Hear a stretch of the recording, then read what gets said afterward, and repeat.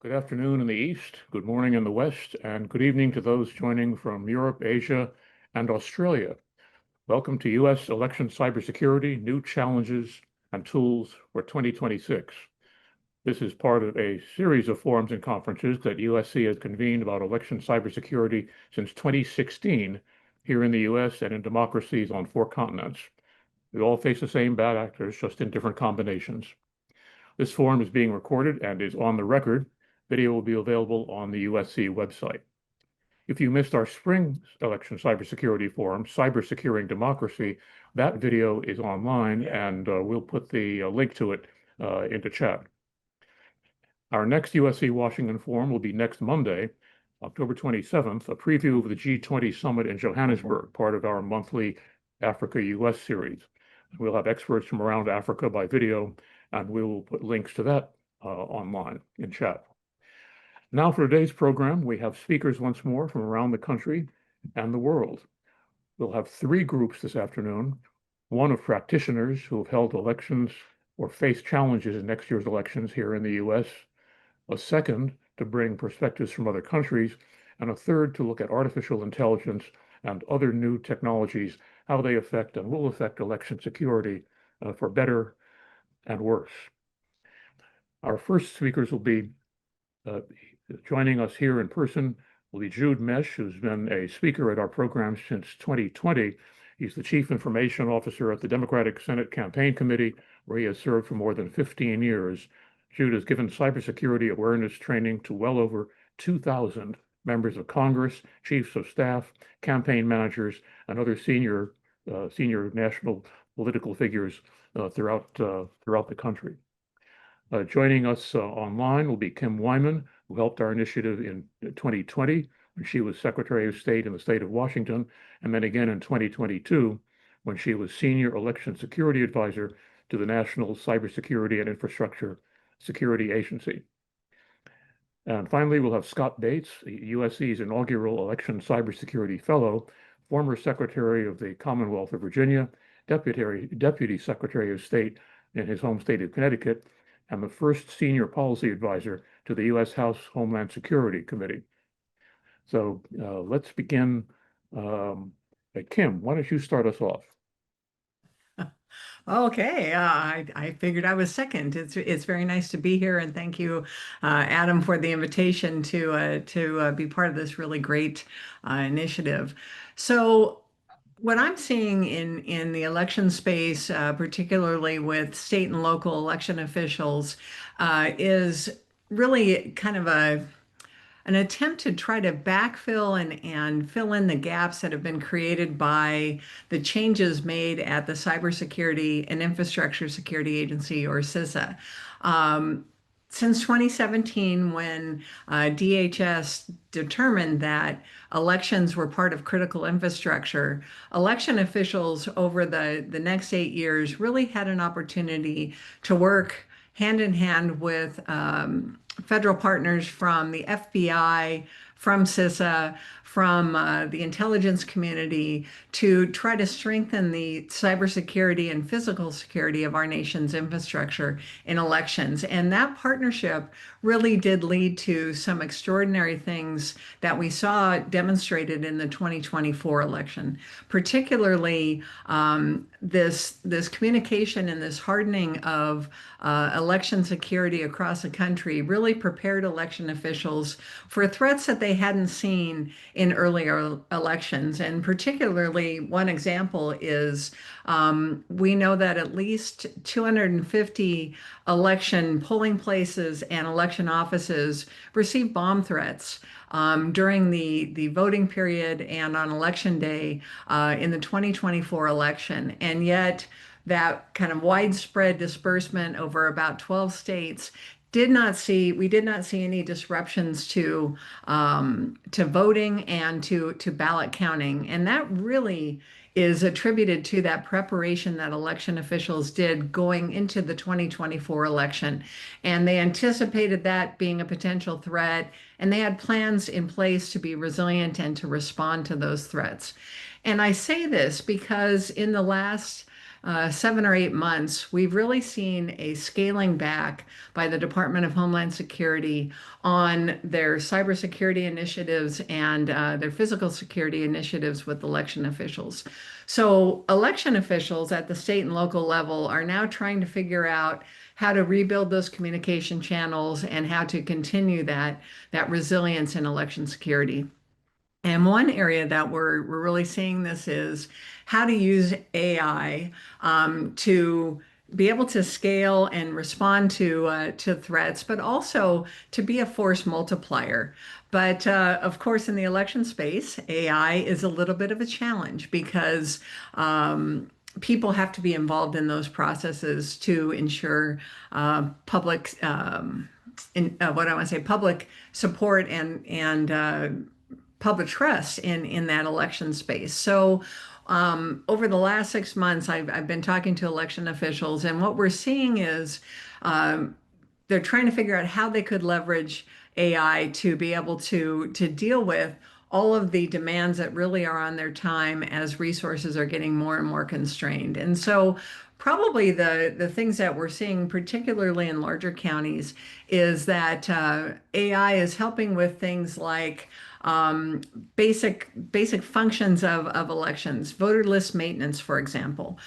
This, of course, is a very hot topic nationally, but we're seeing AI being used to audit for incomplete or duplicate voter registrations in election systems and trying to make sure that those records and those that information is as updated as possible and as accurate as possible. We're also seeing some jurisdictions use AI to help them do tasks like proofing hundreds of ballot styles that they're going to use to print ballots and get out to voters for an upcoming election. And for those of you who are not election geeks or nerds like me, a ballot style is that individual ballot that a voter receives that has all of their unique information about the districts or the races that they're going to be able to vote on. And before those ballots are printed and those ballot styles are printed, election officials spend a great deal of time proofing and making sure that that information is 100% accurate. And we're seeing that AI is one way to start once those ballots are laid out, to start with some basic proofing before humans have a chance to proof and sign off on those final styles. Another area that I would say some election offices are dipping their toes into is voter assistant chatbots. And this is, both a really good place for AI, where basic information like where do I vote today? Where is my polling place? Where's my vote center? But it also has its risks because giving out incorrect information could result in a voter being disenfranchised, and election officials cannot see any kind of mistakes made, particularly on election day when it comes to directing voters to their polling place. Another area is translation and accessibility, because we have jurisdictions that have to translate their materials into 10 or 15 different languages. And so AI makes that a little bit more scalable and easier to do. The biggest challenge with all of these opportunities that election officials have to scale information and to be able to just be more efficient in the way they do their jobs is probably the first one that's top of mind for me is voter data privacy and guide rails in using that data. Even though a wide swath of voter information is public information, there are individual parts of records that are private data, like social security numbers or driver's license numbers. And so election officials have to be very careful in how they are applying AI to those data sets and making sure that they are not releasing any private data into the LLMs or out into the public space. And then, of course, the accuracy and the reliability of the information from AI always has to be verified by humans, and humans need to remain in the loop. And I think that the final area that we're seeing a little bit of a challenge is the workforce fears, particularly in medium-sized jurisdictions where we're hearing from some election workers that they're afraid that they're going to be replaced by AI, just as we're seeing out in the private sector. So, all of these things really kind of point to the ethical tensions that election officials and, in fact, probably all users of AI is, do we let AI in? And if so, how do we do it? But at some point, we need help because we don't have enough resources to do our job. So I don't want to trample on anyone's time. So I'm going to end my remarks here. But I think election officials, like the broader public, are really wrestling with how can AI help us to be doing more with less, but at the same time have the guardrails in place to make sure it's used responsibly. Thanks, Kim. A great way of opening and introducing the subject for better and worse. Jude, Meche, why don't you bring us up to date from the Democratic Study Committee, the Senate Committee? Yeah, so thank you, Adam, and USC for having me again. Thank you to Kim and all the great people at CISA that we've worked with previously. We sort of have had great partnerships with them and DHS in the past. I think this is a good sort of time to sort of see where we are, but the best way to see where you are is to sort of trace back sort of where we came from, right? And some of that is, sort of we've evolved from 2015, 2016, where we started to see nation states sort of actively targeting, our elections, targeting our political parties. Back then there were no government and private partnerships. These organizations weren't looking to help political organizations, political campaigns. There wasn't a whole lot of user security awareness training. There was a lot of on-prem servers and not a lot of endpoint protection. So it was ripe for the picking for nation states to try to target our elections, target our political committees. We've evolved. Things have moved to the cloud, two-factor. Some of these things have been adopted. Endpoint protection plan has been put in place. Information security awareness training is readily available to all the people that work on our campaigns. But with that, the adversaries sort of evolved, right? They started to, not target the endpoints as much anymore, and they started to go after the identity, right? Started to see that we had cloud servers, so they started to try to get into these cloud instances, with the hopes that obviously if you got into the cloud instance, you could then still get onto the network. Well, then COVID hit, so the network sort of disappeared, right? People were everywhere. Organizations didn't have the networking footprint that they once had before. Again, the adversary had to evolve, right? So that's why they went after online credentials. They went after trying to get into email systems, the password spray attacks on some of the providers, in hopes that they could VPN into whatever the network was then, right? Even if there wasn't, they didn't really realize that there wasn't as much of a network then. Again, two-factor helped to sort of thwart a lot of that. We all of a sudden had great partnerships with public and private institutions. Training was prevalent, security keys, pass keys, all these great things came from that, right? Some of the most secure elections we've ever had. We're actively, involved with CISA. Things are going swimmingly. From my standpoint as a security practitioner. Fast forward to, they're now evolving even further. They're having a problem getting in. 2024 election happens. Some of these public and private partnerships pull back. Some of the people that we used to communicate with at some of these organizations aren't there anymore. They've been replaced. They've left. They haven't been backfilled. Or the people that have backfilled them haven't reached out to us. So we don't have some of those partnerships like we used to have. We're in a better place security-wise, securing ourselves and our campaigns. But again, we've sort of returned to a pre-2016 world without those partnerships. We're not getting alerted of what DHS, what CISA is seeing from some of these from nation states. So we're in a better place from our own IT security standpoint, but we don't have all the, and some of the, even corporate partnerships, right? They've reeled back with sort of fear for retribution for working with us or for working even with both sides of the aisle. again, the adversaries evolve, and now sort of what we're seeing is they're going after mobile, right? So we have mobile protection, stuff out there.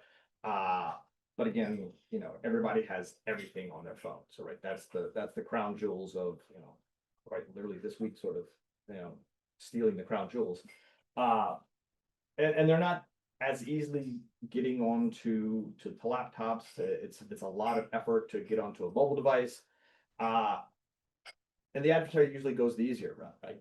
So what's the easier route? Well, organizations are trying to do more with AI. They don't have expertise in AI, so they want to hire experts in AI. Experts in AI want to work remotely. So who's applying for these jobs?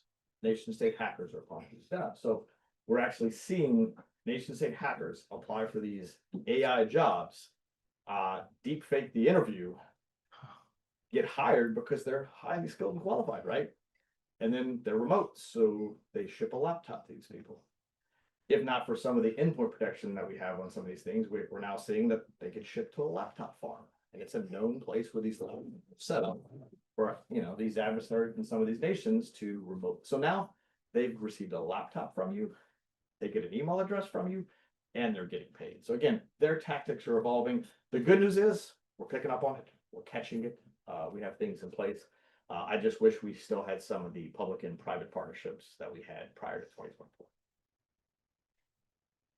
Well, that's an interesting variation on what people are doing now. I love that. They use deepfake to apply for the job, do the interview, and then you're dealing with the adversary. Hired the adversary. Well, and worse is that they really do a good job. And then when the people have to be notified that they've hired, a nation-state hacker, they're like, well, he's really good at his job. Do I have to let him go? Yes, you have to let him go. It doesn't matter that it's his job. And obviously sort of, again, with AI, sort of the phishing emails have gotten better. So like, 9-10 years ago, the phishing emails, they were easy to pick up on. They've gotten much better because of AI as well. So. And we're going to hear from Michael Coden a little later, but he and others will say that phishing emails, even if you train people for them, people fall for them. 20, it's like a clockwork. 20% still fall for them, even though they've been through the training. Well, thanks. Let's go to our international perspective now. And our second group of speakers will be Nguyen, the Bellwether Scholar at the School of Information at the University of California, UC Berkeley, and Research Fellow at the Eryk Center of Excellence for Automated Decision-Making and Society at RMIT University in Melbourne, who joins us from Australia. And we've heard so far from speakers who've been with us since 2020 or earlier. We're going to have two new speakers in this segment, and Dr. Nguyen is one of them because we first met at the program that we did last December in Australia at RMIT in Melbourne. And so it's 5 in the morning, but Dr. Nguyen will be joining us from there. And then we'll hear from Eryk Waligora, who's adjunct professor in cybersecurity at Touro University and the founder and editor-in-chief of the CyberSec Taiwan newsletter. And he is also one of those who's been with us since 2020 when he was a grad student in our Washington State workshop. So Dr. Nguyen, why don't we go first to you since it's 5 in the morning. We're glad that you're awake and joining us. So please tell us about your research. Thank you, Adam, for the generous introduction. I'll start with something very recent. So just a few days ago, Amazon Web Services suffered another major outage. For several hours, systems across the world stalled. Banks, airlines, government portals, even social media. Now, what's remarkable to me isn't just the sheer scale of the disruption, but also how ordinary this has become. These events are no longer exceptional, but I think they've become infrastructural. They remind us that the very systems designed for reliability now actually depend on and reveal themselves through their moments of failure. And that's really the point that I want to make today, that systems depend on their frictions. The very forces that threaten them also keep them alive. So without bridges, there would be no security. Without failure, there would be no repair. Every act of defense is also an act of response, the counterpoint that allows the system to evolve. What we usually call resilience in cybersecurity, I think, is in fact the capacity to metabolize disruption. We often imagine infrastructures as stable and orderly, so clean code, defined protocols, predictable behavior. But in reality, they're held together by asymmetry and improvisation. So they're held together by attack and defense, by breakdown and maintenance, by formality and informality, and all stand in mutual dependence. I think they make each other possible. The boundary between stability and disorder is porous, and so the movement across it is what produces adaptation. I think this interdependence runs through everything. So in security, in governance, in automation, even in the informal economies that quietly keep the digital world running. The system's vitality comes not from purity, but from the frictions that test it. Governance does not emerge in spite of those frictions, but through them. I think that's an uncomfortable idea to live with, to admit that harm, failure, and noise are part of what keeps things alive. Yet if we deny that truth, then we risk designing brittle systems. We design infrastructures that can't learn from the very disruptions that they create. So the question to me becomes, how do we design with that interdependence in mind? How do we acknowledge the strange debt our infrastructures owe to the forces that unsettle them without actually romanticizing the damage and without pretending that we could ever live without it? When we talk about information integrity, we often imagine a system that can be purified somehow, one where truth can be secured, verified, and insulated from manipulation. But information is not a stable object. Information, in fact, is an ecology. Integrity is maintained not through isolation, but through circulation, through constant friction between actors, intentions, and interpretations. It seems to me that misinformation doesn't simply contaminate the system, so to speak. It actually tests the system's capacity for response. The infrastructures that claim to uphold informational order depend on the very instabilities that they seek to control. Every safeguard is shaped by the very breach that it anticipates. Every rule emerges from the exceptions that stretch it. And I think that's the paradox at the heart of digital governance. Systems evolve not by resisting disorder, but by actually metabolizing it. What we call integrity is often a negotiated equilibrium between regulation and improvisation, between the official and the workaround, between the patch and the exploit. So seen in this way, infrastructure is never singular or self-contained. It's actually interdependent by design. To deny that interdependence is to build systems that cannot learn from the frictions that animate them. Now, this becomes even more urgent as we move into the age of artificial intelligence, where information systems are no longer merely managed, but actually autonomously generative. AI doesn't just process the world, so to speak, it actually continually reconstitutes it. Every act of governance becomes an act of co-creation. The question then is not simply how to make AI safe or transparent, I don't think, but how to actually live with its interdependence, how to recognize that its instability will depend, as it always has, on frictions that we can neither predict nor fully contain. At the geopolitical level, that interdependence becomes structural.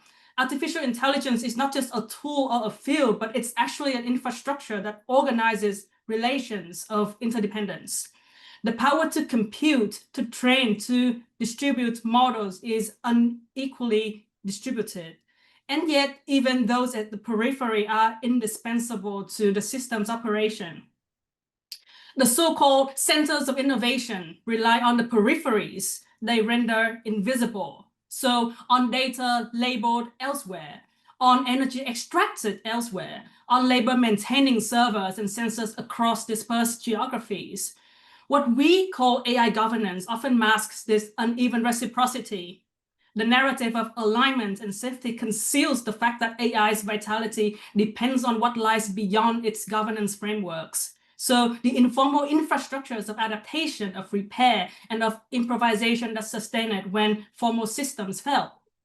In that sense, AI is not a singular technological force, but actually a relational field, one that continually re-exposes the asymmetries on which it stands. So what does this mean for global cybersecurity infrastructure?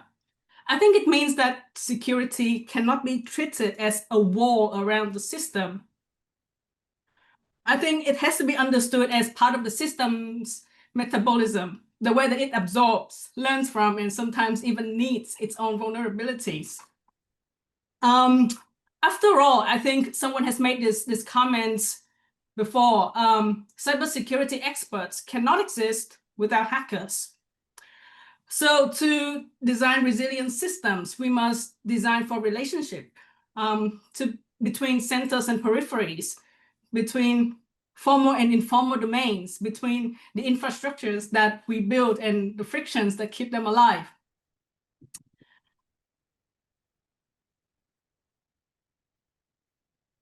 Resilience, then, I think, is not the absence of disruption, but actually the capacity to turn disruption into knowledge.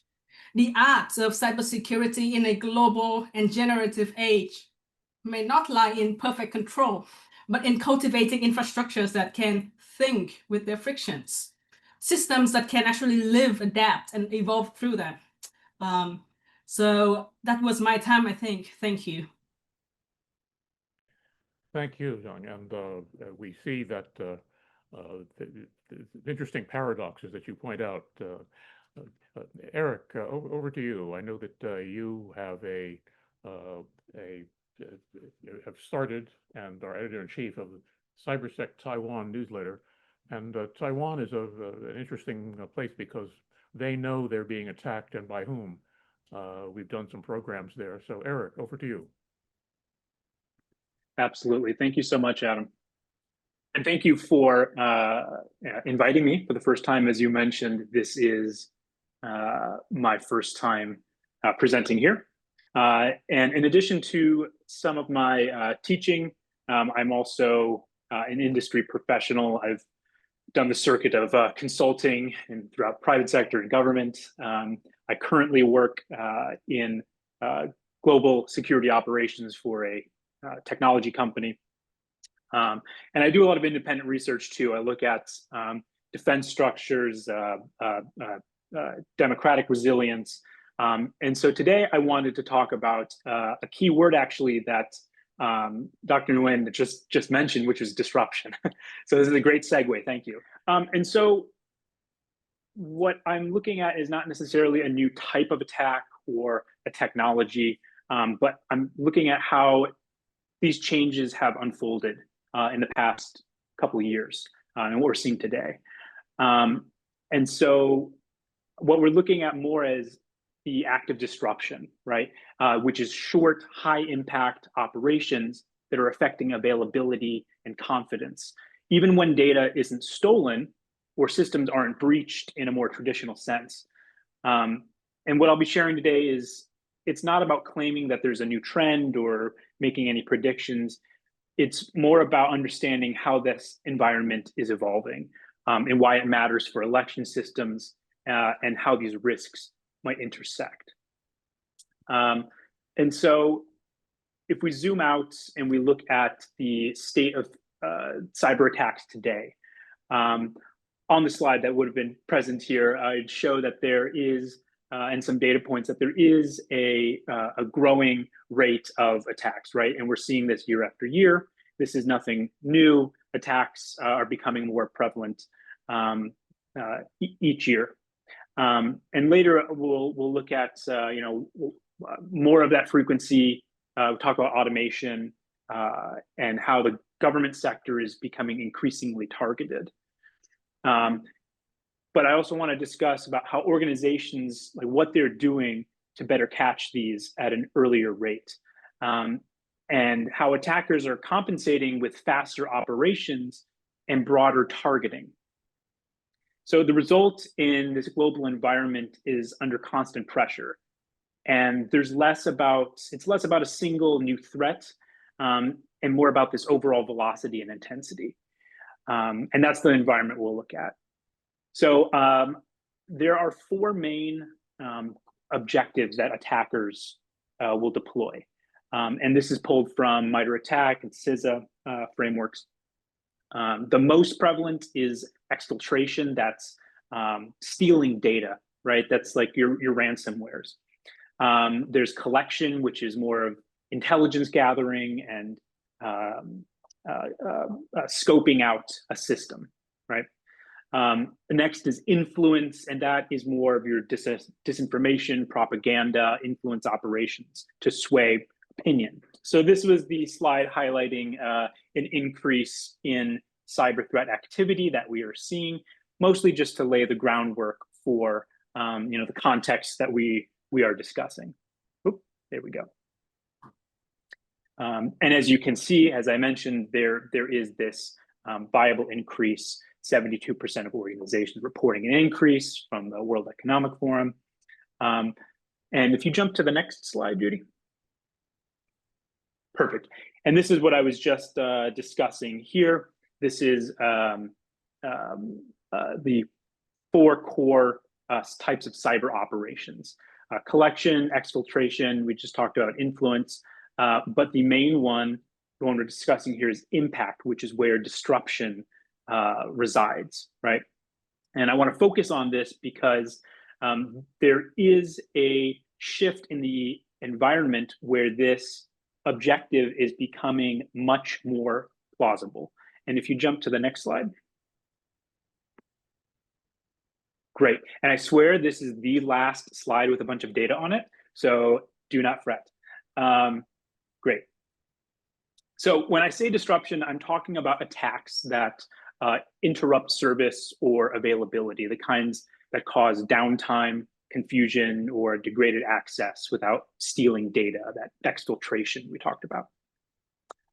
And so looking at industry reports from the past year, they point to three clear changes, right? Attackers are being detected faster, they're using fewer traditional malware tools, and they're completing operations in less time, right? So we have in that middle graph there, that is the percentage of malware-free detections. So using less highly technical tools or malware tools or tools that will enable for ransomware, right?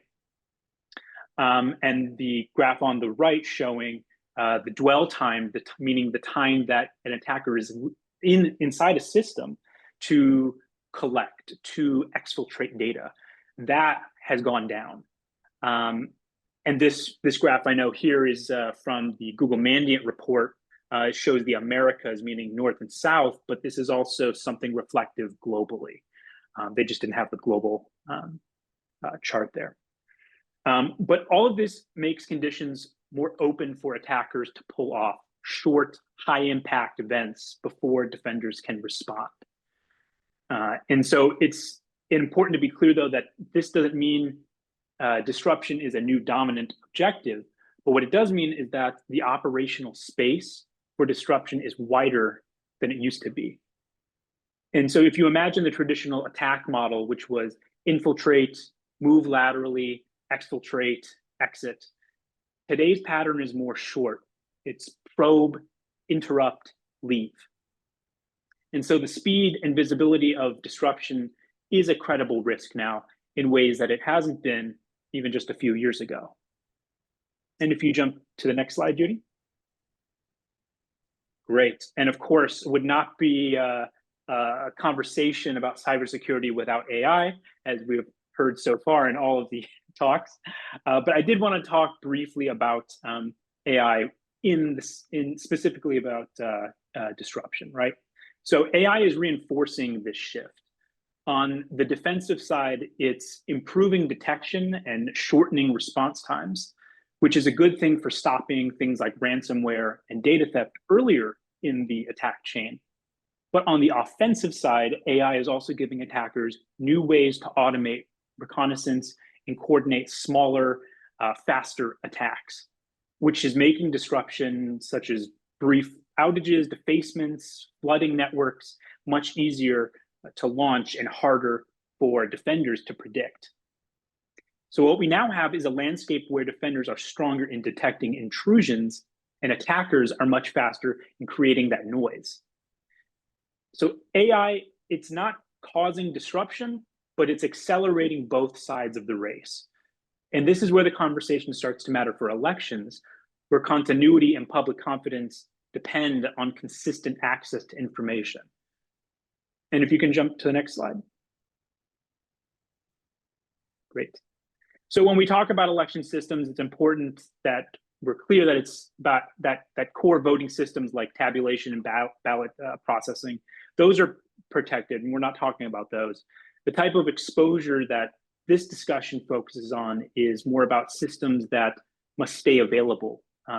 These are voter-facing or support systems that the public interact with directly, such as voter information portals, official websites, election hotlines, poll books, even reporting dashboards on election night, right?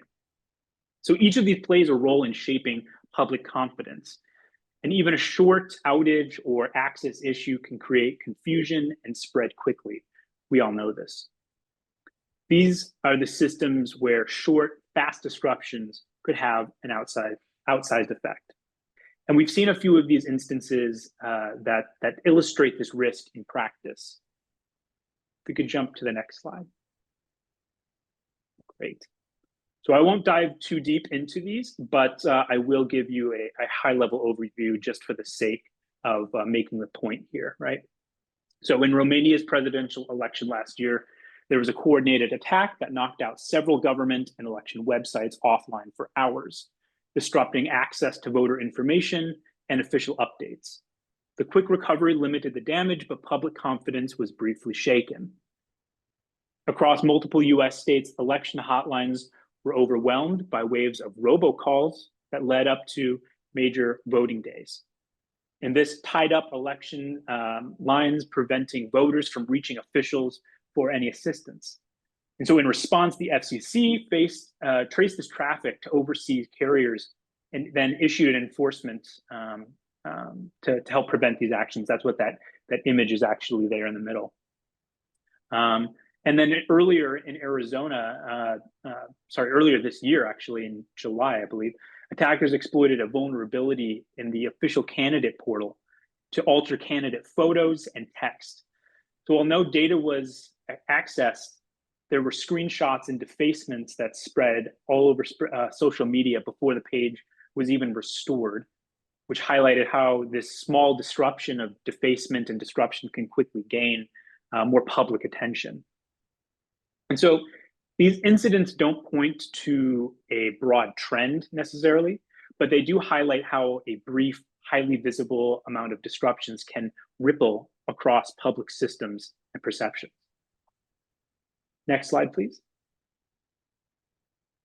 Great.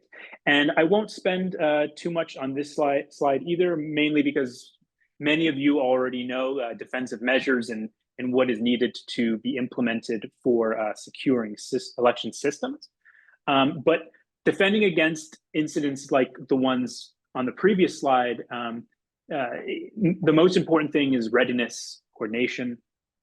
Election offices should regularly test recovery times, ensure redundant systems are in place. I think we talked about we're talking about integrity in the previous presentation.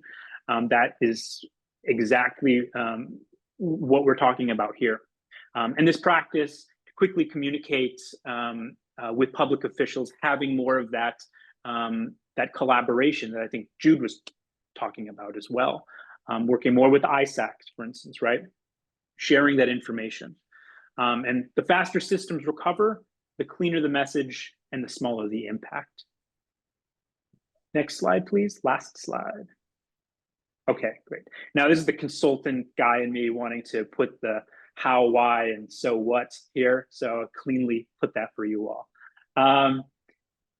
So to sum this up, the conditions in today's cyber landscape have shifted, even just in the last year. There's faster detection, shorter dwell times, and widespread automation and AI that have changed how attacks unfold, making quick, visible disruption easier to pull off. As defenders catch intrusions earlier, attackers favor shorter operations where they can still make an impact before being stopped. In a crowded information space, visible disruption creates attention and uncertainty faster than quiet data theft. So we're not seeing a trend of disruption replacing other objectives, but the risk space for it is growing. For elections, that means maintaining confidence is as important as maintaining integrity. Thank you. Well, thank you, Eryk. And we have more speakers to come, but I just want to get a quick reaction from Jude, because these short, fast disruptions, they sound like particular hazards for election day. Correct, and that's sort of the harder thing to sort of anticipate, and without the communication that we've had with CISA and DHS previous elections, that's where I think there is more opportunity for distrust in the system, or sort of, even if nothing was thwarted, if nothing sort of was changed, any appearance that things were down, which can happen. We've had websites targeted the week of an election. A lot of times the coordination we've had with our partners is how we got the stuff knocked down, and it actually never ended up in the press, is because we had quick response time. So yeah, AI makes that harder for sure. But I think sort of the coordination with public and private partners is the best thing we can have to sort of share this type of information and get to a resolution quickly. But sort of what he said about a ISAL.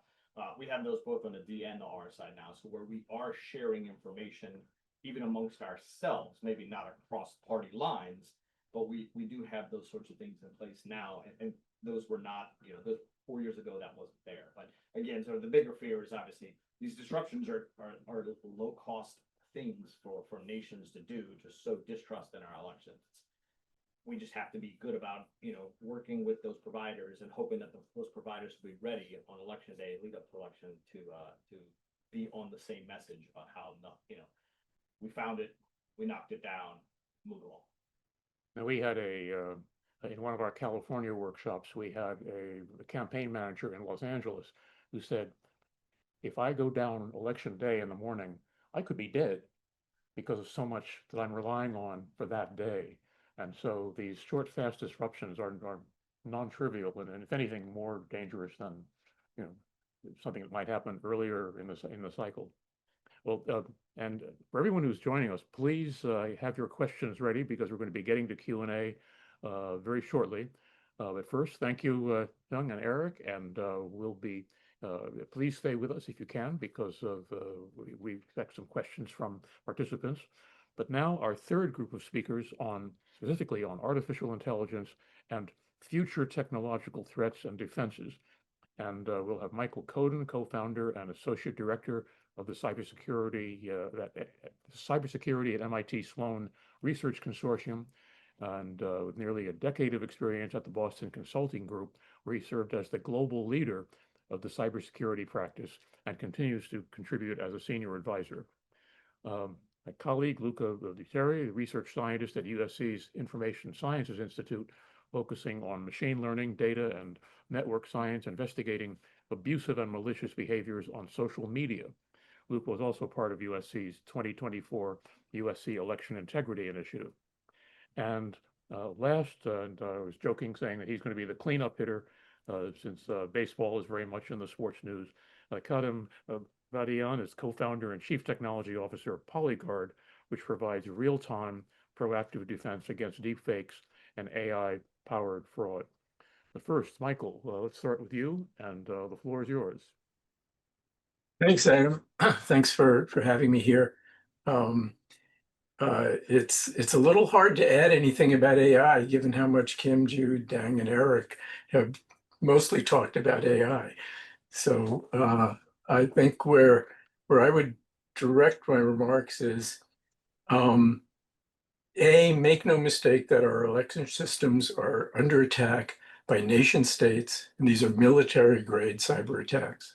So whether it's any of the categories of cyber attacks that Eryk just mentioned, they're all coming at you with the full force, funding, and expertise of the Russian military, the Chinese military, the North Korean military, and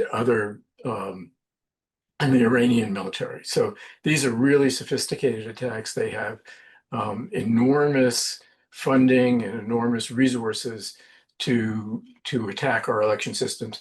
And they have a very strong interest in undermining the trust in the democratic election system, because these are authoritarian countries which are trying to destroy the Western economic coalition.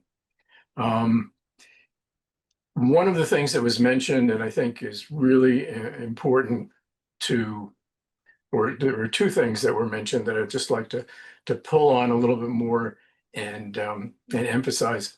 One is how to trust that who you're talking to is who you're talking to, or who you're being communicating with is who you're communicating with.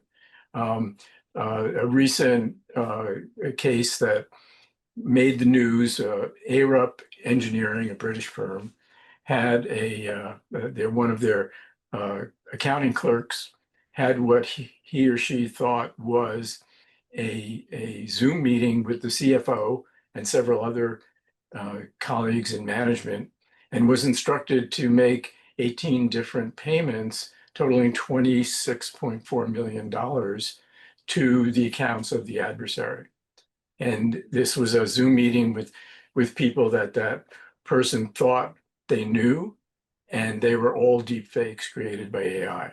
So one has to be really careful and verify that if you're given instructions, especially instructions that you don't think make sense, that you're really communicating with the person that you think you're communicating with.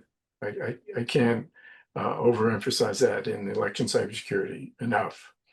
The second thing which was mentioned is practicing for incident response. So if something happens, if you haven't practiced, you have no muscle memory. It's just like playing any game, any sports.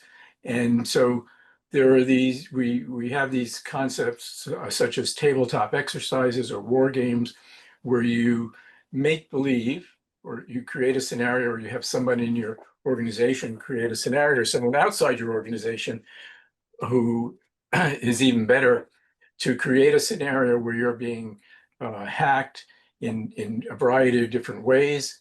And then everybody around the table who has a role in dealing with that attack tells what they would do, and you act out the attack and how you would respond to it, and how you would prevent any disruption, as Eryk would say, from happening, and especially disruption that's going to affect the trust of the election system. So it's like any playing tennis or golf or baseball. Muscle memory comes with practice. And so we really need to practice these war games. It's really important. It's not silly. Because when the attack does happen, you don't want to be learning for the first time. It's kind of like, why do we have fire drills? You don't want to try and figure out where the fire exits are in a real fire. You want to know where they are so you can access them quickly. Because that's a fundamental concept of security. One other thing I'd like to add to that, or two things. One is that the most secure system we have is paper. Okay, so for example, you may have a call list of people you're going to call in case of an incident. There may be a phone tree. I'll call these 5 people, they call those 5 people, and so on. And if that's on your phone and your phone gets hacked, who do you call? So the call list needs to be printed out. The voter registration rolls need to be printed out, because if the computers go down, you need to have that paper copy. That's your only really secure method of data storage. Okay, everything else is up for grabs these days. Okay, and then I'll close with one of Adam's favorite things that I advise people is, if you think your computer system is being compromised, pull the plug. Okay, disconnect it from the network. If you disconnect it, then the hacker can no longer affect your system. And all of your systems have enough local storage and enough default capability that they can operate without being connected. And then you can tabulate the voter results and send them by paper on Pony Express. Okay, so I'll leave it at that. I'm happy to take questions going forward. Thanks, Michael. And I remember in some of our workshops, you were actually in all of our workshops, I think in 2022. You said that the Ukrainians' ability to keep the lights on was because in the various power stations, when they saw things going wrong, they simply pulled the system offline so that it couldn't be be attacked from the network. And good, you have a good memory. Yeah, that was the first test the Russian military used against the Ukrainian power grid, and there were 6 different substations that were attacked. 5 of them did not disconnect, and those lights went. Those 5 domains actually lost power for quite some time. But there was one operator who realized that he no longer had control of his control panel, and someone else was controlling it. So he just pulled the Ethernet cable out, and all of the electrical power grid, the default is to stay on. So that particular region of the Ukraine had power. Yeah. well, Michael, The attacks have gotten much more sophisticated since then. The Russians have really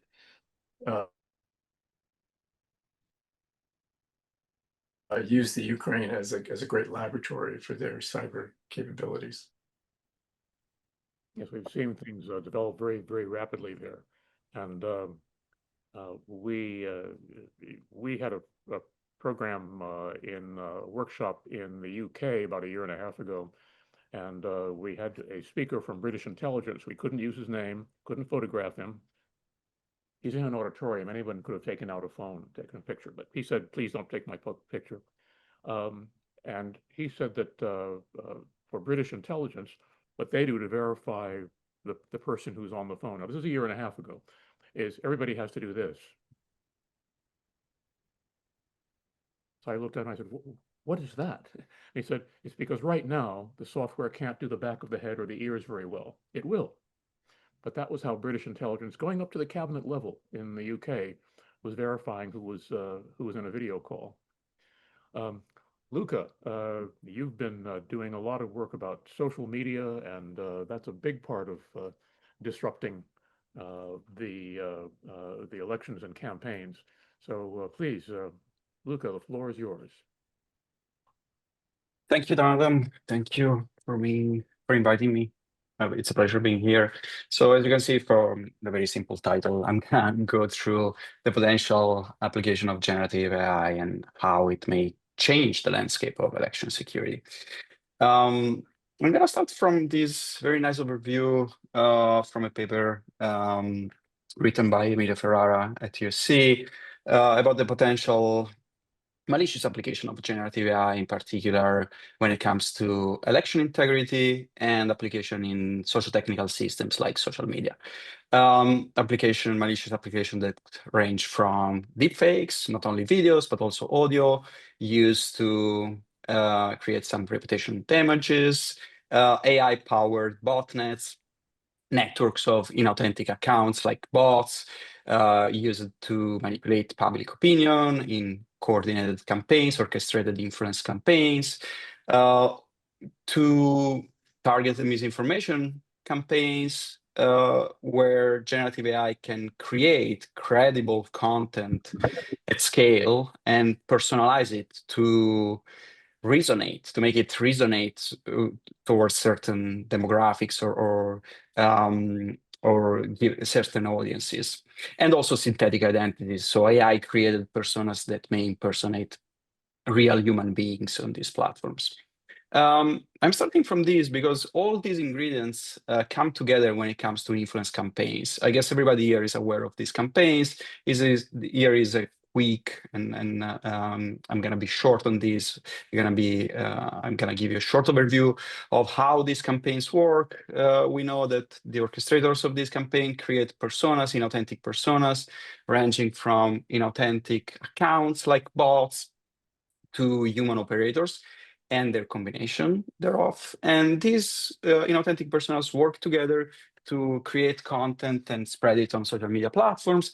And they do that often in a coordinated way, trying to artificially amplify content, making it more viral than it is, gaming or manipulating platforms' feed algorithm.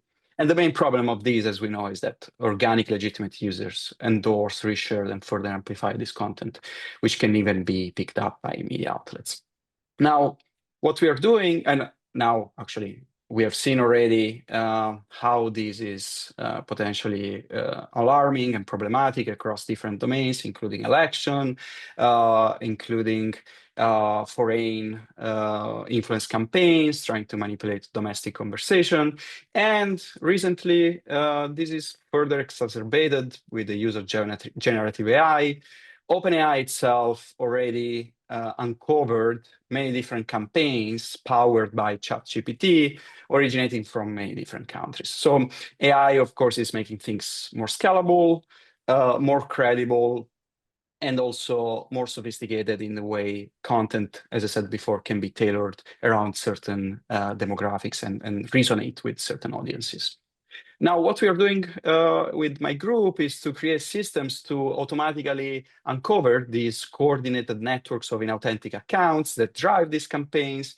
You will see in this example, it's a demo from our system. We uncover these networks of users that work together to artificially amplify content and promoting similar narratives. Now, besides the system, which is a work in progress that we are also trying to commercialize with the Department of Defense, I want to show you how and why we were able to detect these campaigns and what are the strategies that these inauthentic actors employ, and what's the role of generative AI in these. So this is a very small example and small campaign that we uncovered during the last election, the 2024 US election, where we uncovered a group of coordinated accounts sharing exactly the same content, replicating the same video content on TikTok. I forgot to mention our method, our model works across platforms, social media platforms, including Telegram, Twitter, or X, TikTok, and meta platforms like Instagram and Facebook. This is just an example to give you an idea of how things work. An example from TikTok. So we uncovered this network of coordinated accounts sharing exactly the same videos with small variations across the video itself, like small variation in the video or small variation in the audio of the video. And we uncovered this network, and most interestingly, this network is composed of accounts all sharing a similar username. You can see here these usernames in this slide. They all start with the string candidate X. This is the name of a political candidate. We use the candidate X just to preserve political neutrality and anonymity. But this is a clear example of a coordinated effort. So users sharing exactly the same content, replicating content, but also having the same usernames. So potentially working together in these campaigns. Not only that, but they also tend to post exactly the same time. As you can see on the right side, these dots represent posting time, so the time of sharing activity. So they were posting exactly the same time, exactly. In particular, they tend to post around 6 p.m. and they also tend to post within very narrow time window, as you can see on the left side, which is a common strategy to artificially amplify content and also game with the platform feed algorithm, try to make content more viral than it actually is. Not only that, but they, as I mentioned, they tend to post exactly the same videos. So templated videos as the one you can see on the left side, a sequence of pictures or short videos with the same caption style and with the same watermark on the left, top left. You can see that it's obscured for the same reason that as I mentioned before, political neutrality. But here you can imagine a watermark.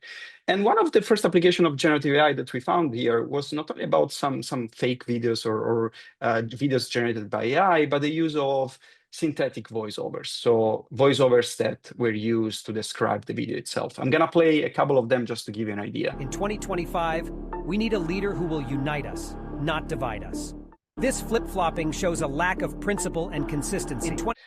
Okay, this was just to give you an idea. And on the right side, we can see that there are different clusters that basically represent different voiceovers used by the coordinated networks that we found. So each network was using a different voiceover, which may represent a new way in social media platforms like TikTok to scale up these campaigns and spread the same narratives across the whole ecosystem.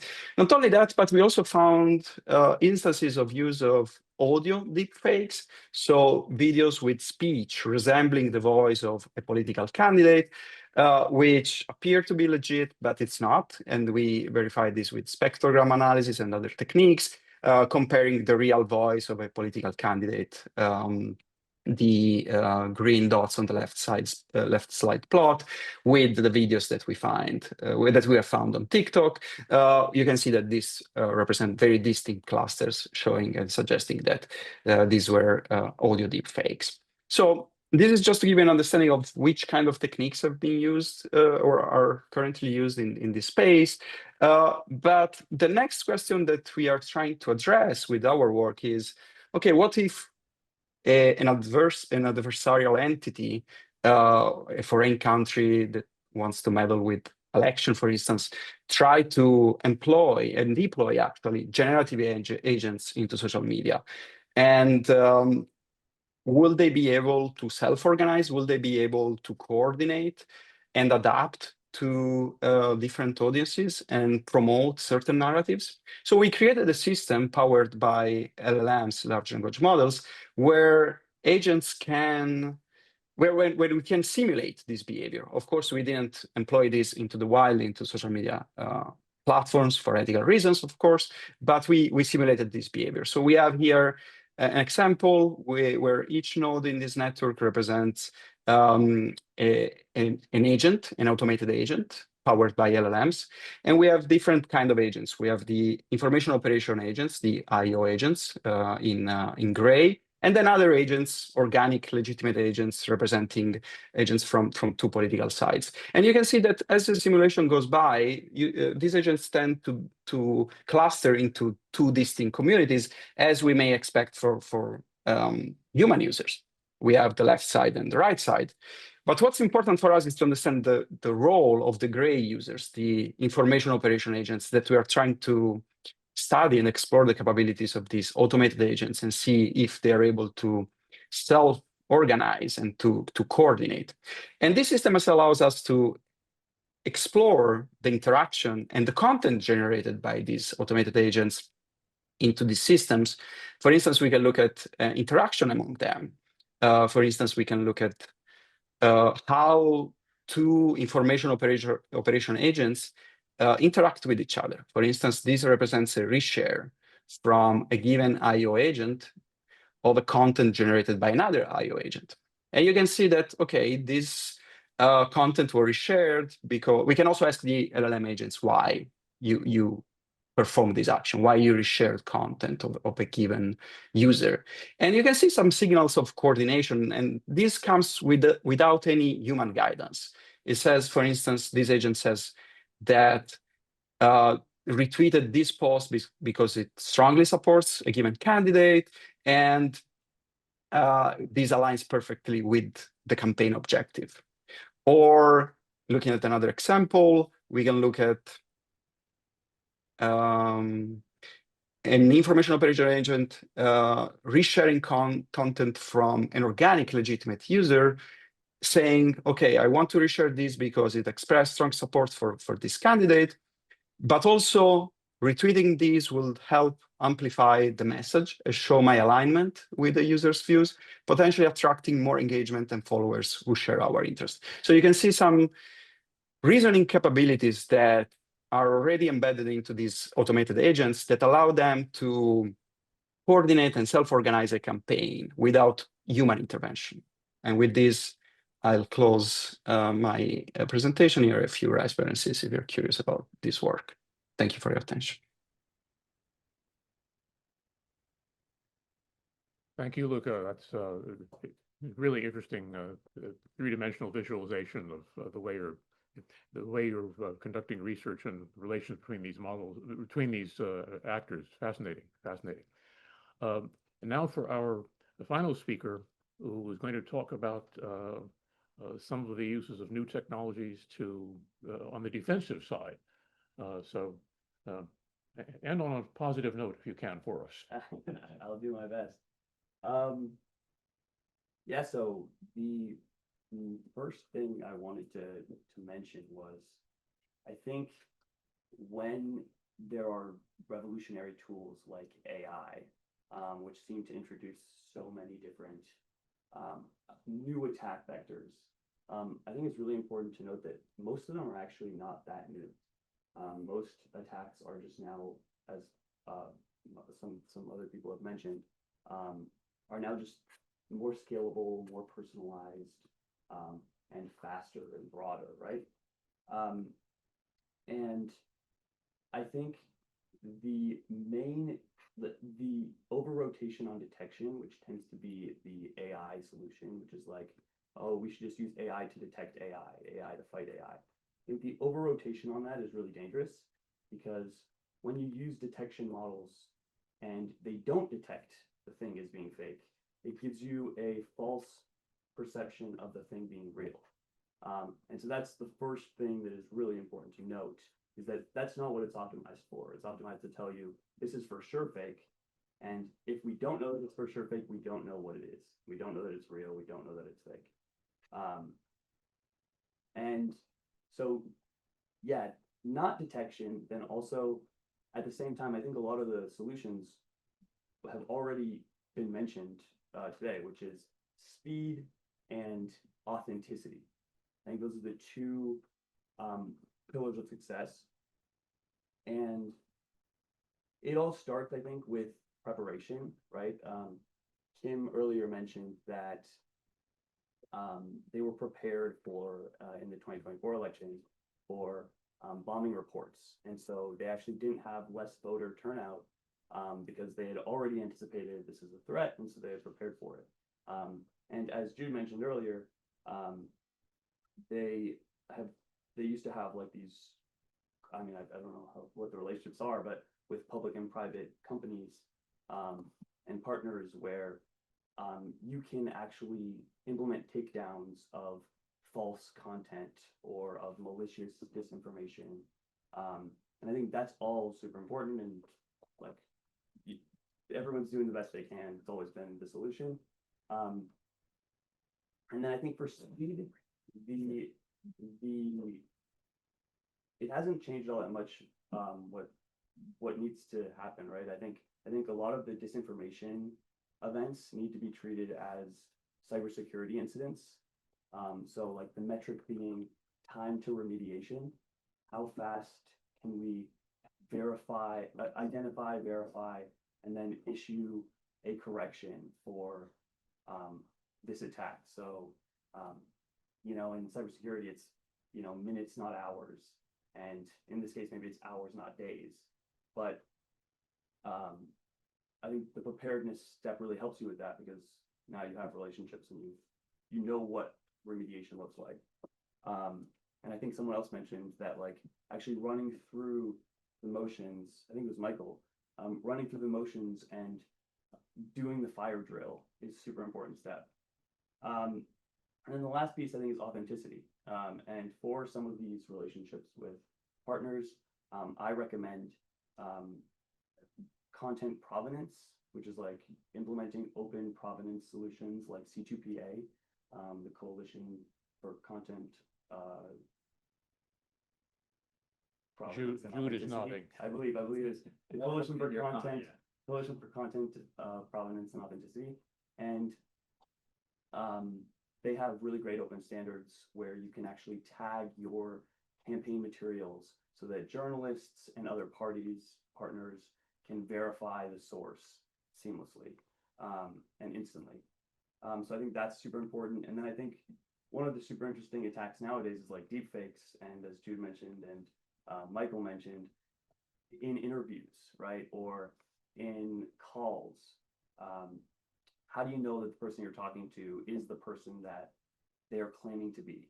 And how do you know that they're not a nation state actor or someone trying to push a different agenda? And there are various actually solutions. I don't think most of them are not AI related, but most of them are like provenance related as well.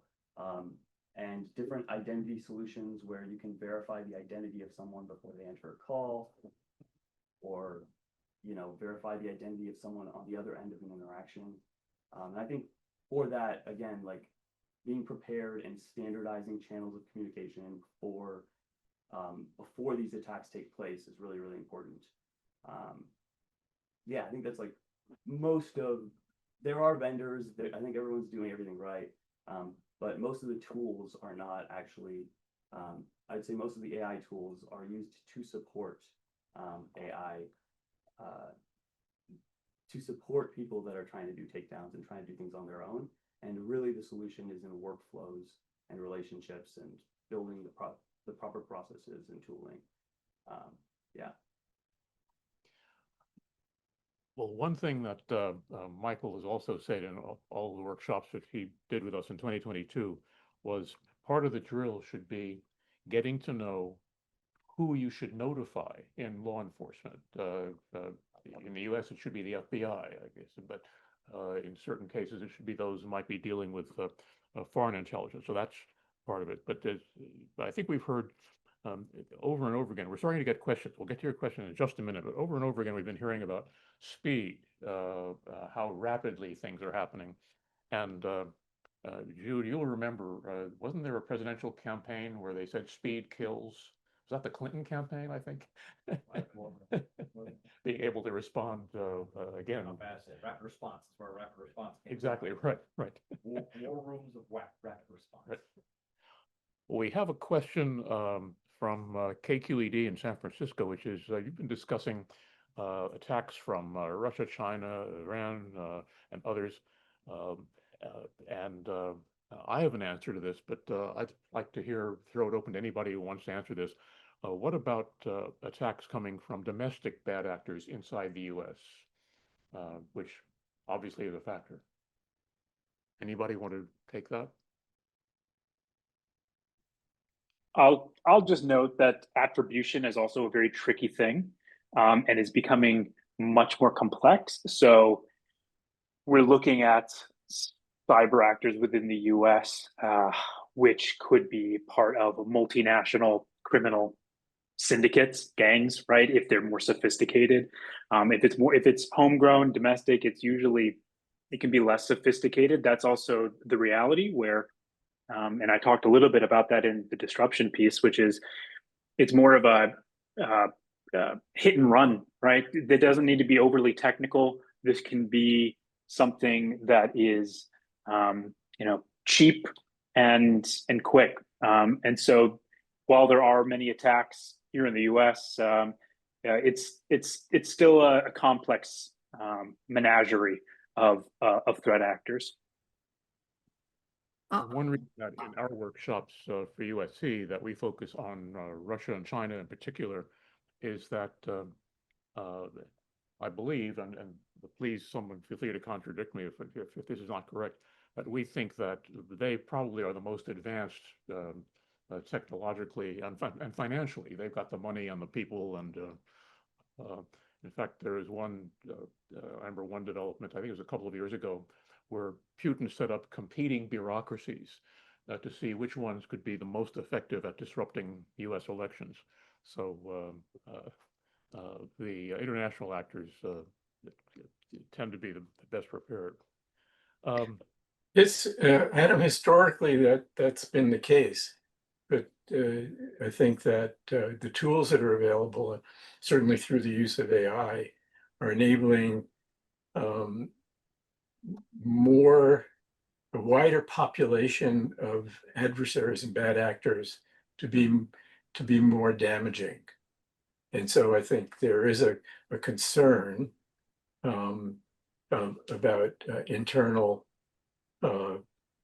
domestic bad actors having greater sophistication in 2025 and going forward. And there should also be a concern if the politicians begin to politicize this activity, there could be more resources put behind it. So I think that the question is a good question, one that worries me. Well, Michael, I'm glad you're on the screen because we have a question which I know you would have firsthand knowledge about because you advise Fortune 100 companies, CEOs, and chief financial officers and boards. And that is, what is the difference, if any, for cybersecurity for election officials and campaigns between that and cybersecurity for corporations? In terms of what you need to do and what how the bad actors can disrupt what you're doing, the technology and the processes are identical. The difference is in the case of a corporation, the losses tend to be financial. In the case of election cybersecurity, the losses could be our liberties. So I think the stakes are a lot higher in the election system, but all the things that everyone on this call so far has talked about, those are the things that cause, say, the disruption at Jaguar Land Rover, or that caused the Office of Personnel Management to lose data, or that and the activities and the actions that corporations, universities, municipalities all have to take to defend themselves on a daily basis. There's, corporate, one of my clients at BCG, the CEO had a factory go down once from a cyber attack, lost a lot of money, and now every 6 months goes to a different one of his factories, stands there with a stopwatch and says, that system just went down. How long is it going to take you to get back online?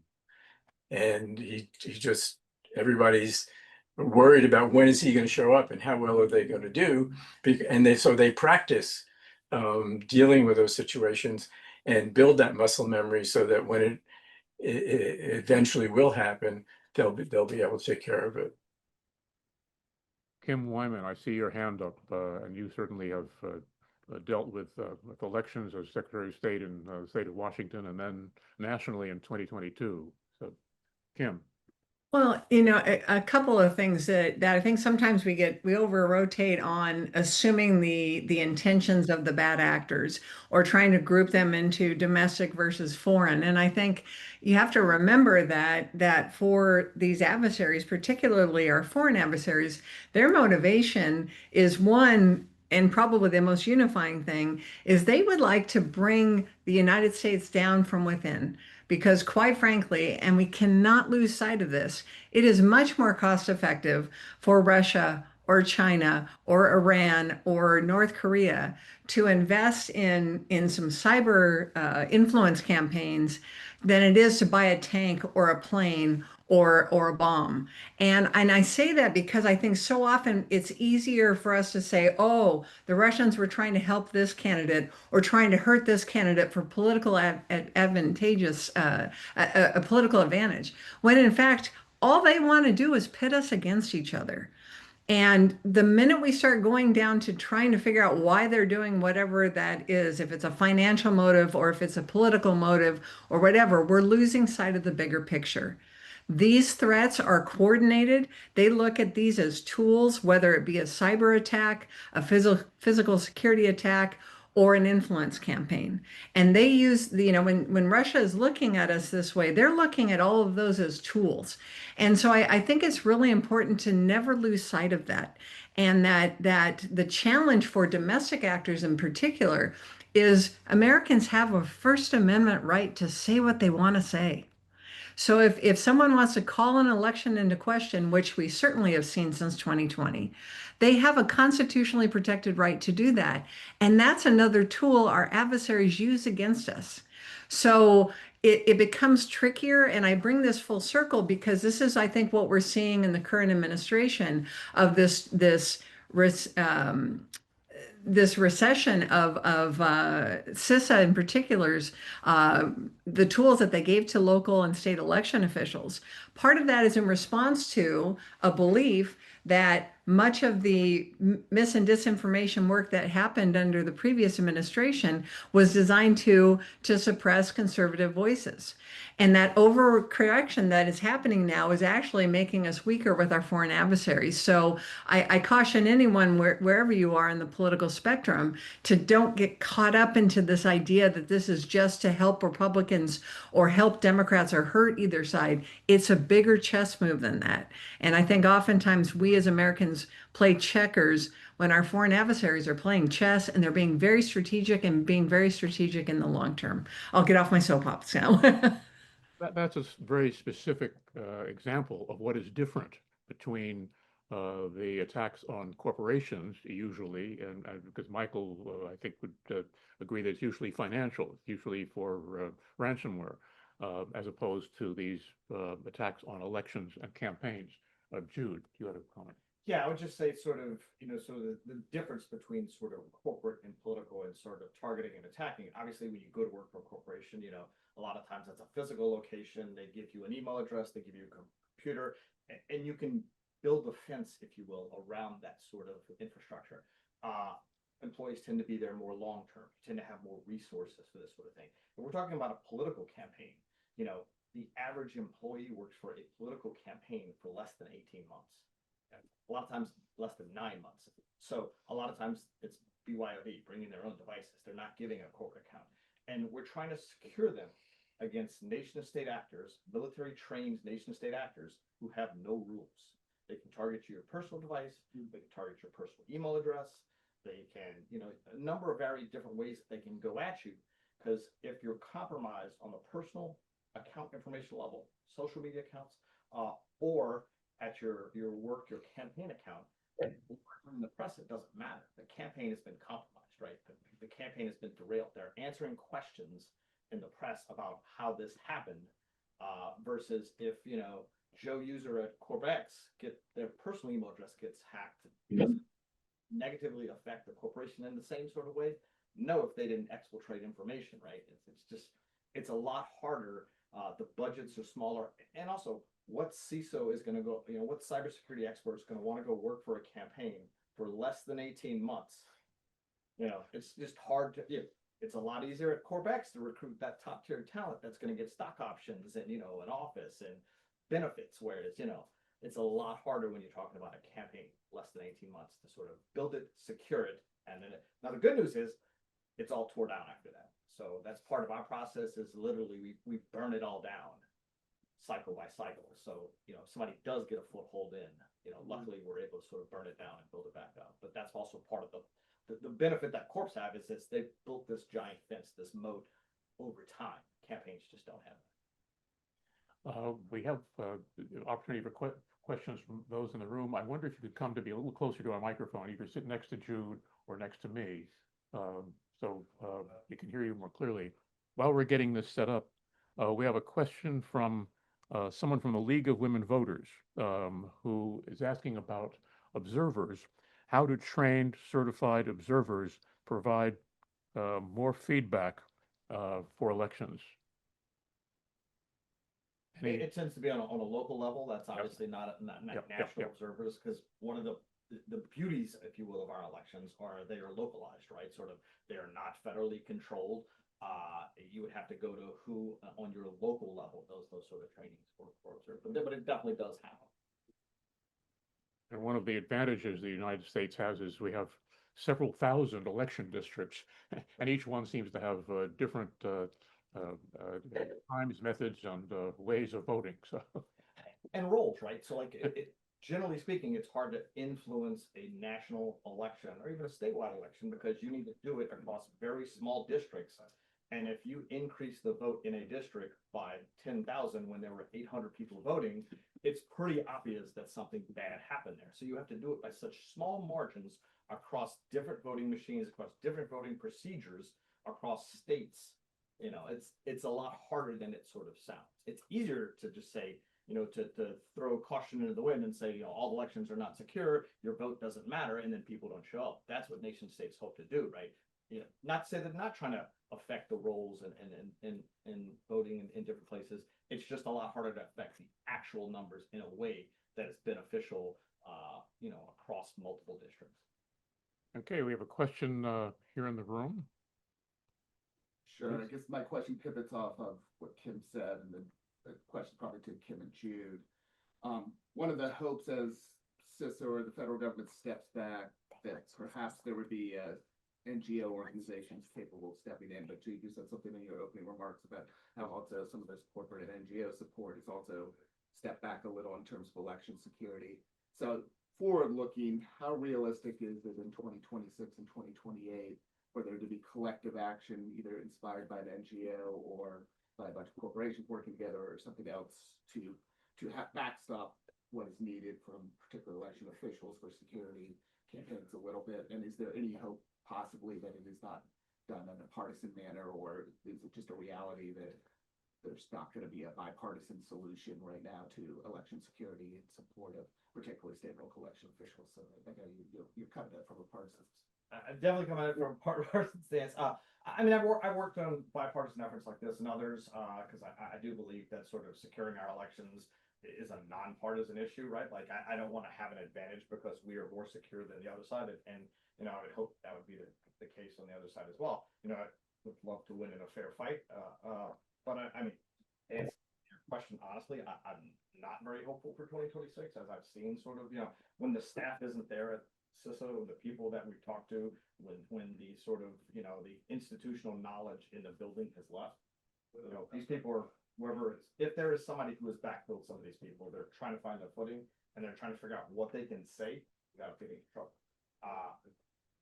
The, you know, non-government partners have shareholders. It's a little easier for them right now to just sort of be quiet, not speak up, and just bide their time. That's not great for me. That's not great for democracy. I hope for a longer term solution. I hope for some of these NGOs to sort of step forward.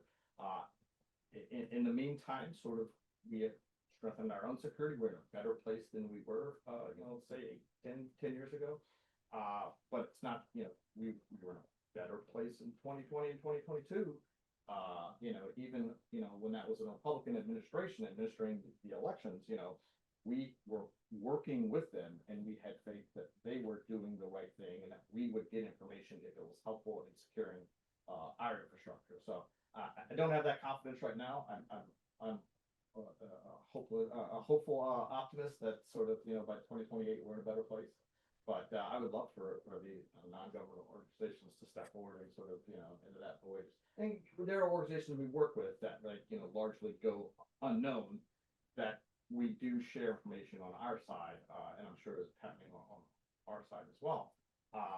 That's just not the same as, you know, like, you know, things that we find today, you know, take it to the current FBI for them to investigate, you know. So this is not just happening at political organizations, this is happening at corporate entities where, like, if they're seeing something do they bring it to the FBI? Are there currently people working in the FBI, enough people working in the FBI? Yeah, and you see it you see it with foreign intelligence services and foreign governments as well. Yeah. I would just add, I would add a little more optimism. I think that a couple of things. We are seeing in the NGO space, a number of organizations trying to backfill what we lost with CISA and this network that really developed over about 8 years between state, local, and the federal agencies that support them in the election space.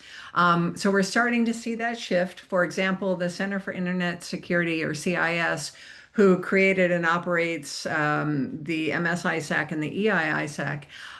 We're seeing them trying to figure out how to shift that to a model where basically the state and local officials will pay for those services.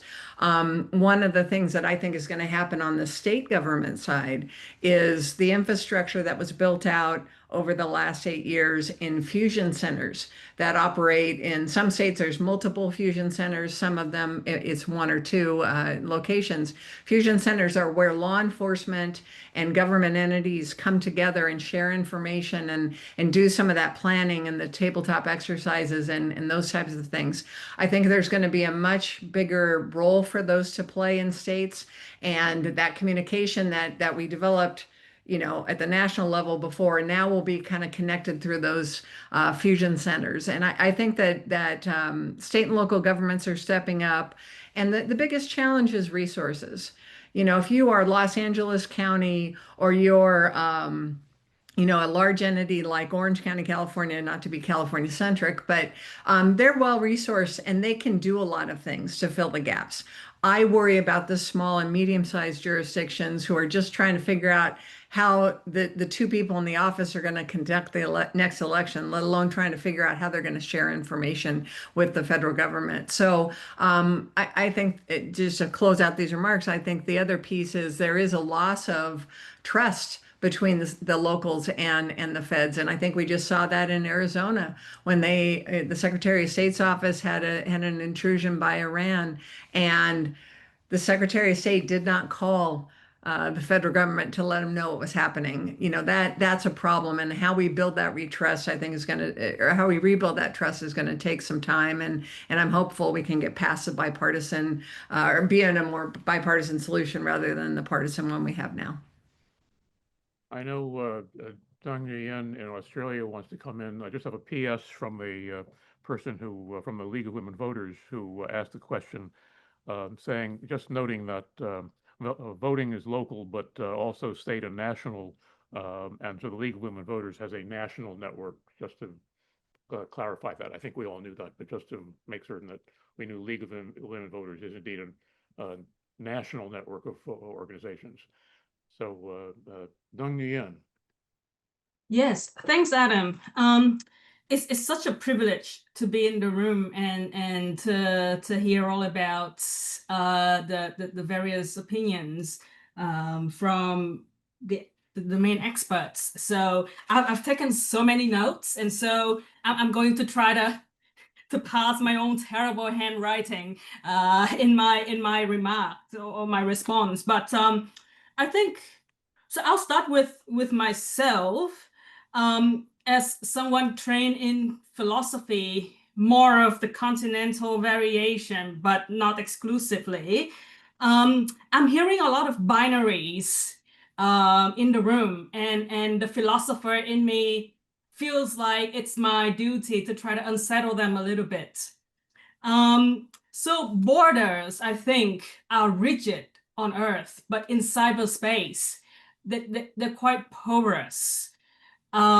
So domestic actors might as well be coordinating with international or foreign or alien actors, depending on what sort of language you want to use.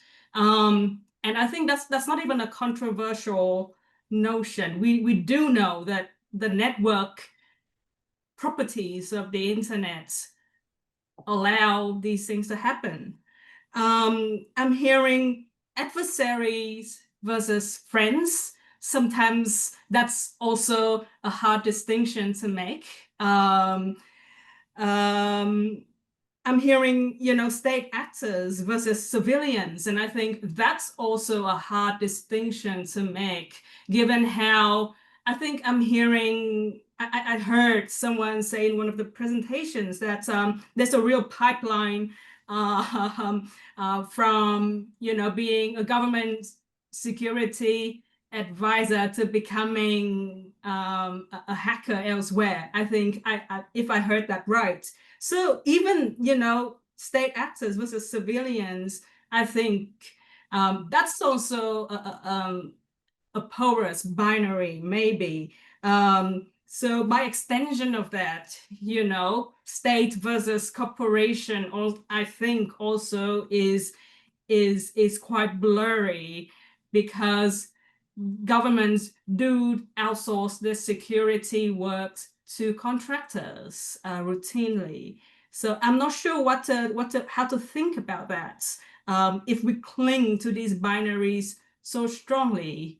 And even Kim, I think you mentioned something really interesting about how it's not Democrats versus Republicans. And I think that's a really important thing to remember, because the two Roosevelts, they probably were more similar than different. I'm not an expert in US politics, but perhaps that's the comment that might resonate with the room or this call. Yeah, and I'll end there. Thank you. Thank you. And we don't know what is going to happen in 2026, but we do know that a few years ago there was something which I believe was called franchising by Homeland Security, where you could have a domestic U.S. citizen speaking, and as Kim points out, I think it was Kim that pointed out that we have the First Amendment, and so political speech is some of the most protected speech of all. But that person might be repeating a message knowingly or unknowingly from a foreign actor. So I think we've had lots of examples of both knowingly and unknowingly in 20 and 22. So you're right, it's not necessarily binary. There are a lot of intermediate steps. We're going to be running out of time shortly, so I want to give everyone a chance to do what Nguyen just did, which is really sort of to wrap up the comments. Let's see, do we want to go in reverse order? In which case, Khadem, you're first. Yeah, I think one of the things that stuck out to me is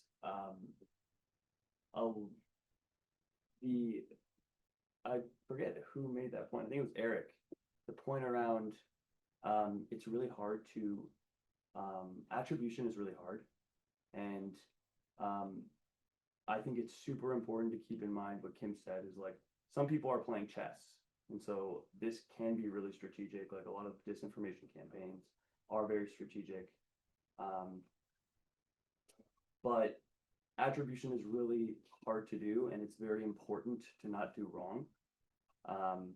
And so I think that's like the main point I would want to end on, as well as like the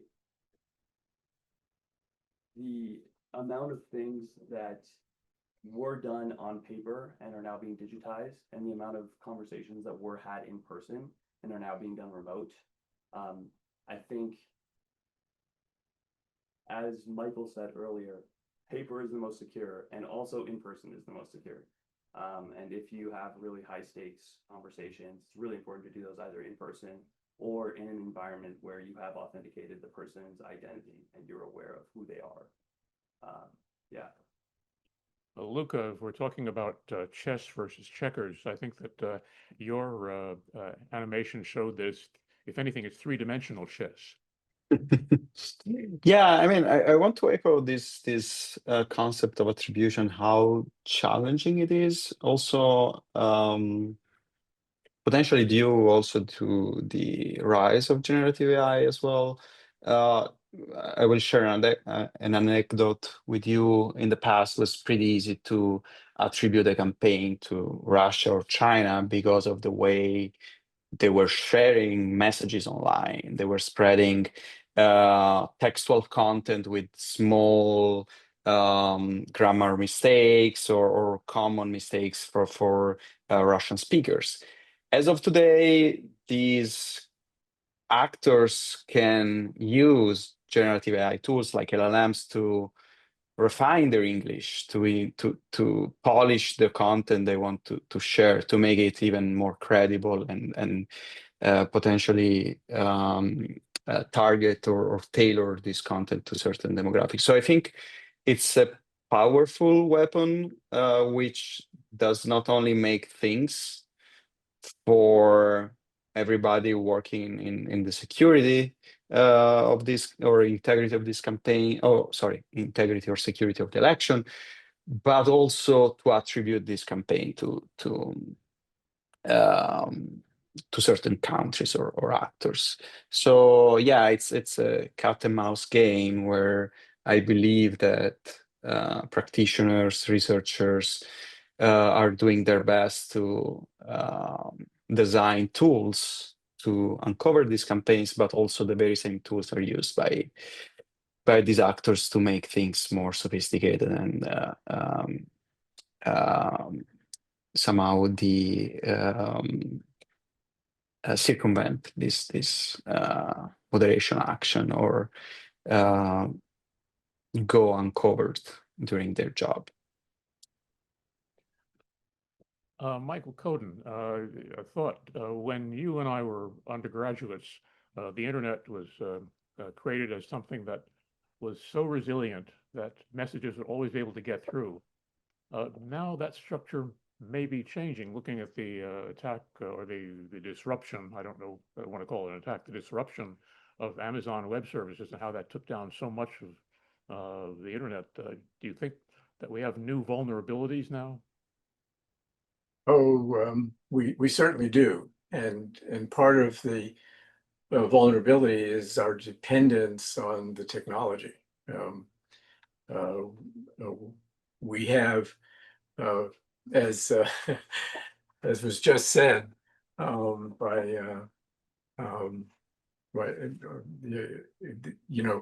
if it's a high stakes conversation, just getting together and around the water cooler and having a personal face-to-face discussion is the most secure way of doing it.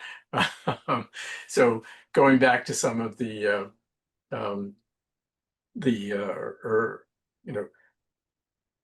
principles are kind of the same. The speed at which the things happen is just so infinitely faster. So, but the basic fundamental principles of trust but verify, if a famous quote, are still there. And one other thing that comes to mind is that we haven't discussed with regard to AI is that artificial intelligence does not create anything new. It is only regurgitating in a variety of ways what it has learned. Now that is part of the concern that I and other people have about using AI tools. They are not a panacea for solving cybersecurity problems, and they can be poisoned by poisoning the training data that is used to train the tools. So one of the things we haven't discussed, and just not enough time to fully discuss it, but let me just bring it up, that don't put all your faith into a tool because it says I'm AI. So that tool may or may not be trustworthy in and of itself.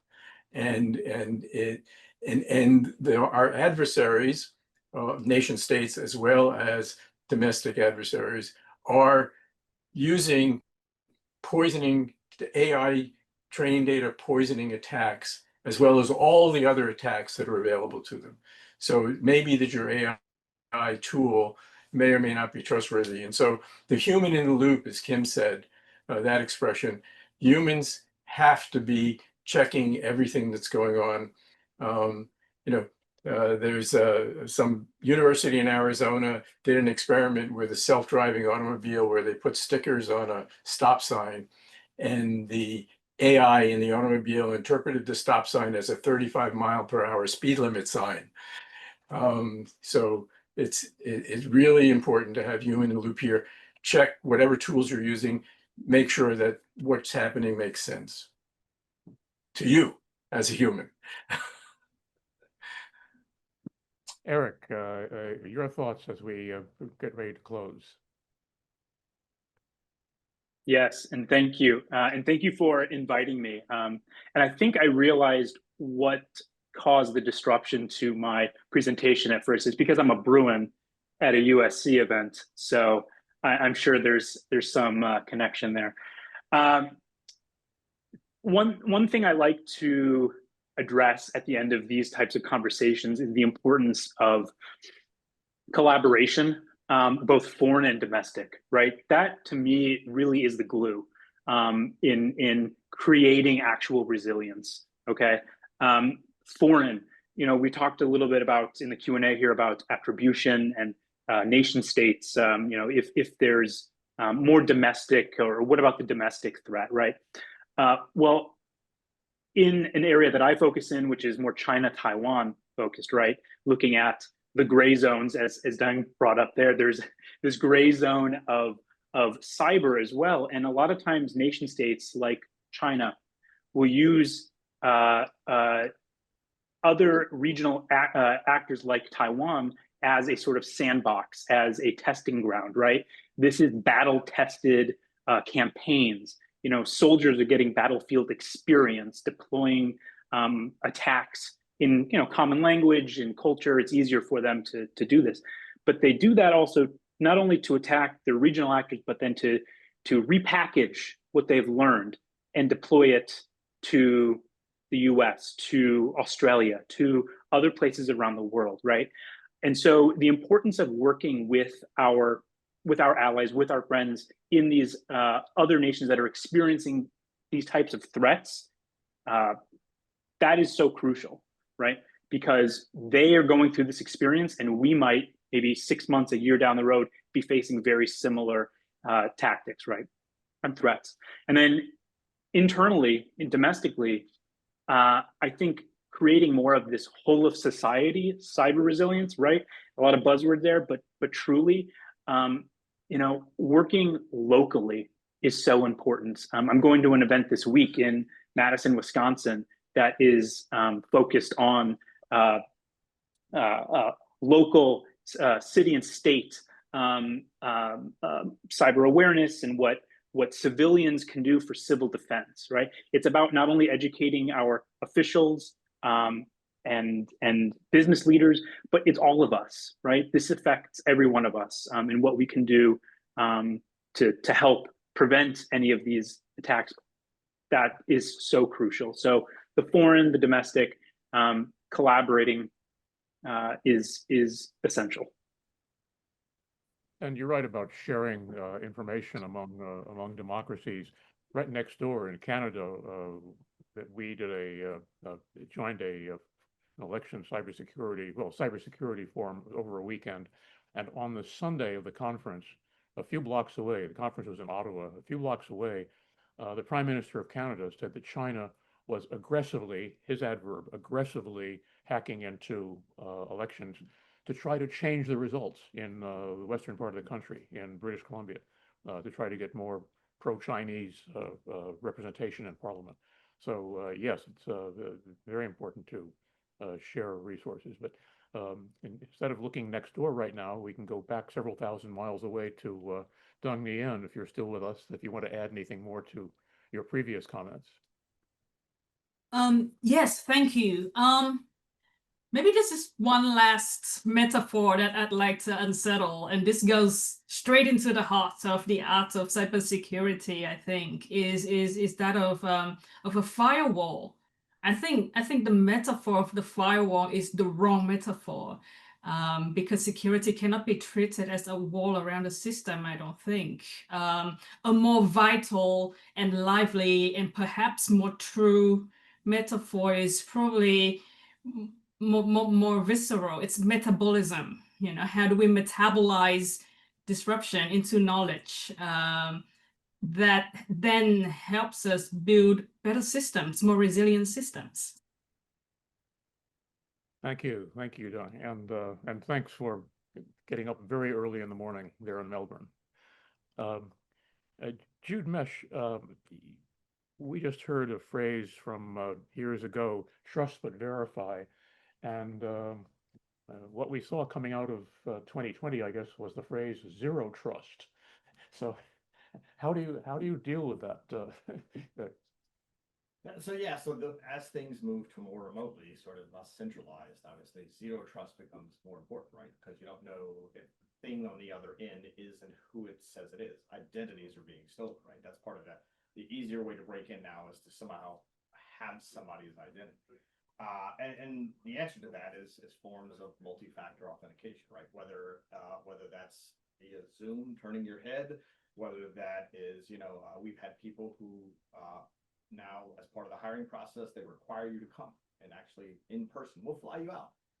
There's no plan to actually fly you out. The purpose is to see if you're willing to fly out. If you're not willing to fly out, or if you hesitate, we throw up red flags. That's a problem, right? We need you to get on a call right now. You absolutely can't. That's a red flag. So we put these red flags in there again because we moved to a zero trust, right? Even though we're about to hire you, we gotta build that trust.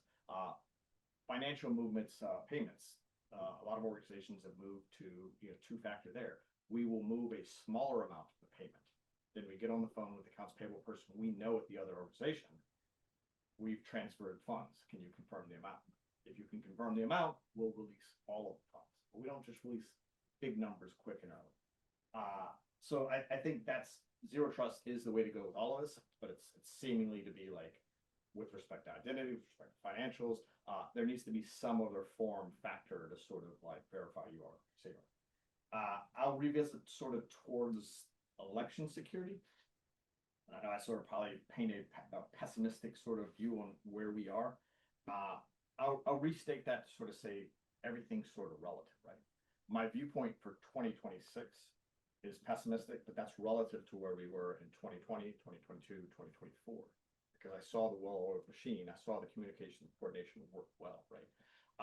That being said, for 2026 and 2028, I am optimistic from where we were in 2016, 2018, right? We have put systems in place, we have educated people, we have advanced the ball considerably, and that is not undone quickly, right? So, and because of how dispersed our elections are, I do feel that I am optimistic from a standpoint going forward. I just see where we were, and I wish that having seen that peak, that's a great place to try to revisit. So Kim Wyman, are you optimistic going forward? I am. I mean, there's certainly a lot of things to take in and be concerned about and focus on. But I think overall, taking that step back and let's draw it all together. So first of all, when we think about AI, we should be looking at it as a way to make us sharper and faster, but that we're never going to remove people from the people who make democracy work. And that's what the story is about. It's about people, not machines. And that goes true even back a couple of elections. We tend to focus on the mechanics of it, and sometimes we need to remember that there's over 8,800 jurisdictions in this country who run elections, people in local communities who are actually distributing ballots and tabulating them. And so we can't lose sight of that. When I think about the question by the League of Women Voters person, that's where we have to start, is get back to those local communities, because that's where the trust is highest with voters and people. And it's connecting with the faith-based community, connecting with the business community, connecting with first responders and military personnel who are the trusted voices in those communities. And when people have questions about elections, go to your local election office. Make sure that when you're online looking up something that you're actually at the county auditor or county clerk's office or the municipal clerk's office. And it's really doing that. And I think where my optimism and hope is that I've seen what the local election community can build. When we look at what happened with CISA back in 2017 to 2024, that was extraordinary work that happened at a national level. Some of that has been dismantled, yes, but that resilience that was built during that time, those networks and that communication, it still exists. And what I can tell you, what I've seen on the ground by election officials is that they, even though that this federal spotlight may have faded a little, state and local innovation is persisting. And they are working to ensure that our next election and every subsequent election is secure, is accessible, and is well run. So that's what gives me hope, because I get to meet with those election officials on the ground, and they are going to make sure that our democracy continues. And that's a partnership that is connected to everyone who's on this call and is working together right now to make our democracy work. So that's what gives me hope. Well, thank you, Kim Wyman. Thank you to all of our speakers, and thanks to all of you for joining us. This really has been both the best of news and sometimes the worst of news, but we end on some very optimistic notes.